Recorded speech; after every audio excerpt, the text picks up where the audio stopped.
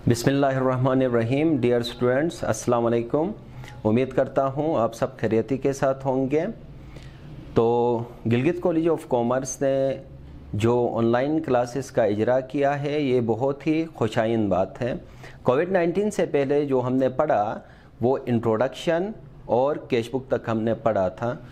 आज का हमारा जो टॉपिक है वो बैंक रिकॉन्सिलिएशन स्टेटमेंट का है। तो देखें, bank reconciliation statement shows reasons and causes of differences between cashbook and passbook. यहाँ पे दो इम्पोर्टेंट पॉइंट्स हैं हमारे पास, एक कैशबुक का पॉइंट है और सेकंड पासबुक यहाँ पे बैंक स्टेटमेंट भी आप कह सकते हैं इसको। अच्छा, अब इसके जो काजेस होंगे, सबसे पहला जो काज होगा वो टाइमिंग का होगा, सेकंड ट्रांजैक्शंस और थर्ड वन इज एरर्स। अब यहाँ पे देखिए टाइमिंग का काज जो होगा, जैसे आपने एक चेक डिपॉजिट किया बैंक में, तो कैशबुक में आपने रिकॉर्ड किया है मगर अभी तक बैंक वालों ने उसको क्रेडिट किया नहीं है, तो टाइमिंग भी एक काज हो सकती है। आगे जाके सेकंड जो काज है यहाँ पे ट्रांजैक्शंस का। अब देखें, जैसे बैंक में आपके डिपॉजिट्स हैं, डिपॉजिट्स के ऊपर बैंक वाले आपको इंटरेस्ट अलाउ करते हैं। अगर आपने बैंक से लोन लिया है तो लोन के ऊपर बैंक वाले इंटरेस्ट चार्ज करेंगे। जैसे देखें, बैंक ने आपको इंटरेस्ट अलाउ किया है मगर बैंक ने आपको अलाउ तो किया है मगर अभी तक बैंक वालों ने आपको इंटीमेट किया नहीं है, इसकी वजह से कैशबुक में रिकॉर्ड नहीं है मगर पासबुक में बैंक वालों ने इंटरेस्ट क्रेडिट किया है।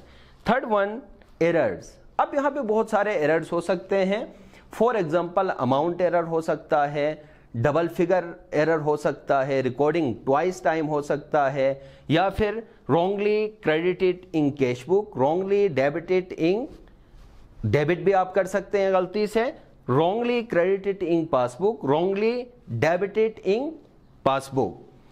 अब इस डेफिनेशन को हम एक छोटे से एग्जाम्पल के थ्रू इसको एक्सप्लेन करने की कोशिश करेंगे। बिल्कुल एक छोटा सा एग्जाम्पल होगा।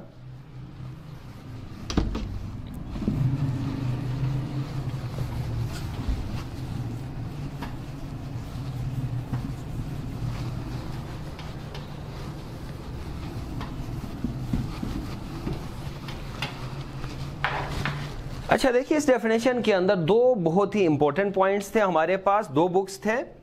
एक हमारे पास कैशबुक है जो आपने डिटेल में पढ़ा है, सेकंड हमारे पास जो बुक होगी वो पासबुक।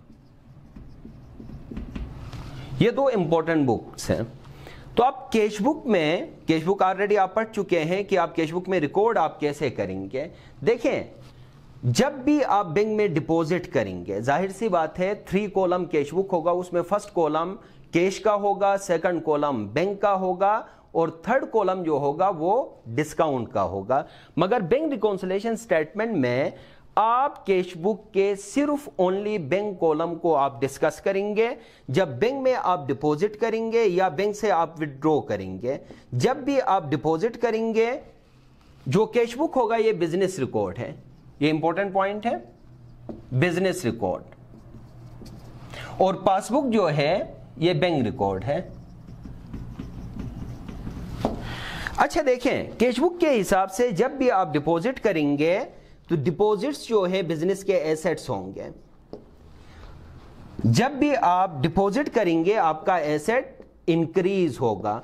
अकाउंटिंग रूल के हिसाब से जब भी एसेट इंक्रीज होगा आप डेबिट करेंगे, और जब भी आप बैंक से विथड्रॉ करेंगे तो आपका एसेट जो है वो डिक्रीज होगा। अकाउंटिंग रूल के हिसाब से जब भी आपका एसेट डिक्रीज होगा आप क्रेडिट करेंगे, बहुत ही सिंपल है। और इसका अपोजिट जो है, अगर इसको आप रिवर्स करें, ठीक है, देखें पासबुक बैंक का रिकॉर्ड है, बैंक में या तो आप डिपॉजिट करेंगे या बैंक से आप विथड्रॉ करेंगे। देखें, जब भी आप बैंक में डिपॉजिट करेंगे बैंक वाले अपने बुक में अकाउंटिंग रूल्स को फॉलो करके रिकॉर्ड करेंगे। जो डिपॉजिट्स होंगे बैंक की लायबिलिटी होगी और विथड्रॉ, अब देखें डिपॉजिट करने से बैंक की लायबिलिटी बढ़ेगी, बैंक की लायबिलिटी बढ़ेगी, और जब लायबिलिटी बढ़ेगी तो आप क्रेडिट करेंगे। देखिए एक छोटा सा एग्जांपल है, आपने 10,000 डिपॉजिट किया, बैंक में डिपॉजिट किया, फ्यूचर में किसी भी टाइम आप 10,000 दोबारा विड्रॉ कर सकते हैं। तो देखिए इस हिसाब से बैंक की लायबिलिटी 10,000 है, आपने 2,000 फर्दर आपने डिपॉजिट किया, अब आपका टोटल बैलेंस जो है 12,000 का होगा। आपने 3,000 विड्रॉ, अब यहां पे देखिए विड्रॉ करने से लायबिलिटी डिक्रीज होगी। जब लायबिलिटी डिक्रीज होगी तो अकाउंटिंग रूल के हिसाब से जब भी लायबिलिटी डिक्रीज होगी आप डेबिट करेंगे। तो कैशबुक में दो चीजें बहुत ही इंपॉर्टेंट है, जब भी बैंक का बैलेंस बढ़ेगा आप डेबिट करेंगे, जब भी बैंक का बैलेंस कम होगा क्रेडिट आप करेंगे। तो देखें डेबिट का मतलब है आपका बैलेंस बढ़ गया, प्लस होगा आपके बैलेंस में, और जब भी बैंक का बैलेंस कम होगा आप कैशबुक में क्रेडिट करेंगे। इसका मतलब यह है कि आपका बैलेंस डिक्रीज होगा। अब पासबुक में देखिए इसका बिल्कुल अपोजिट होगा, इसका रिवर्स आप करेंगे। इसमें भी दो चीजें हैं, डेबिट या क्रेडिट। जब भी आपके डिपॉजिट्स बढ़ेंगे बैलेंस बढ़ेगा, जब बैलेंस बढ़ेगा तो बैंक वाले क्रेडिट करेंगे। देखिए इधर बैलेंस बढ़ाने के लिए आपने डेबिट किया, इधर पासबुक में बैंक में जब आपका बैलेंस बढ़ेगा बैंक वाले आपके अकाउंट को क्रेडिट करेंगे, और जब आप विथड्रॉ करेंगे बैलेंस को कम करने के लिए बैंक वाले आपके अकाउंट को डेबिट करेंगे। तो बहुत ही सिंपल है, क्रेडिट का मतलब है प्लस, डेबिट का मतलब है माइनस है।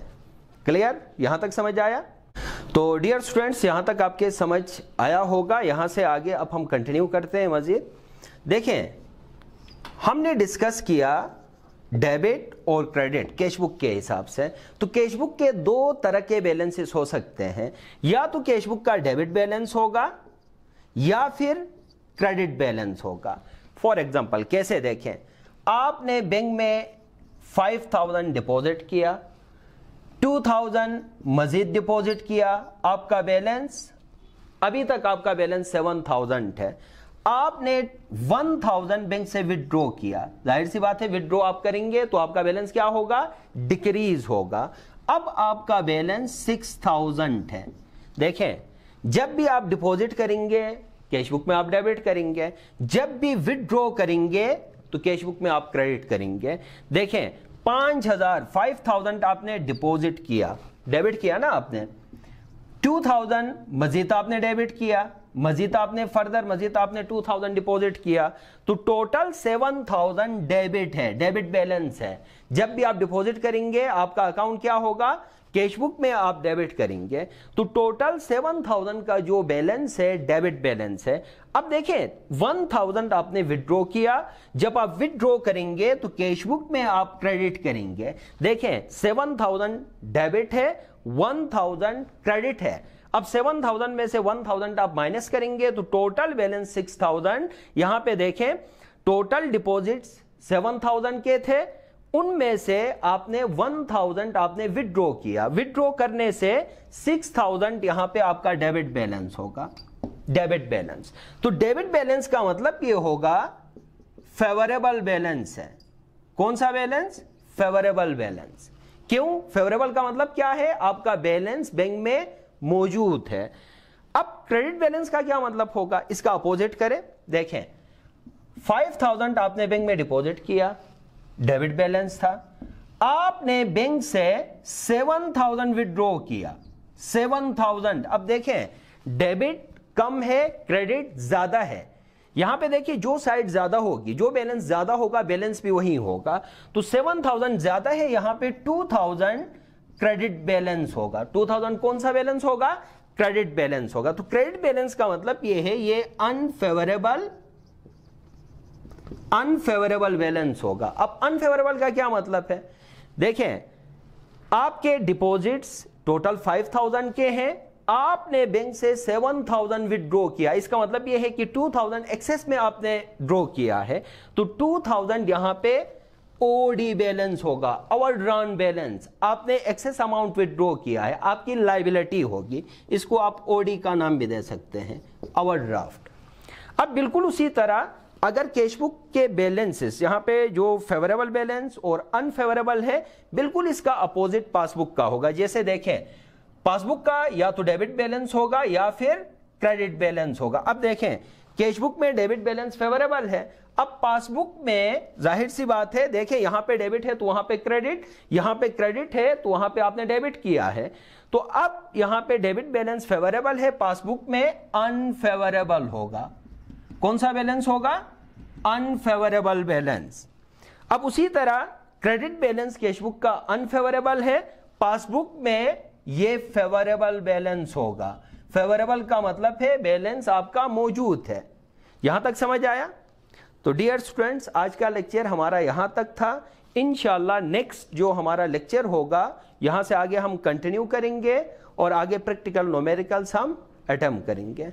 Okay, Allah Hafiz, thank you.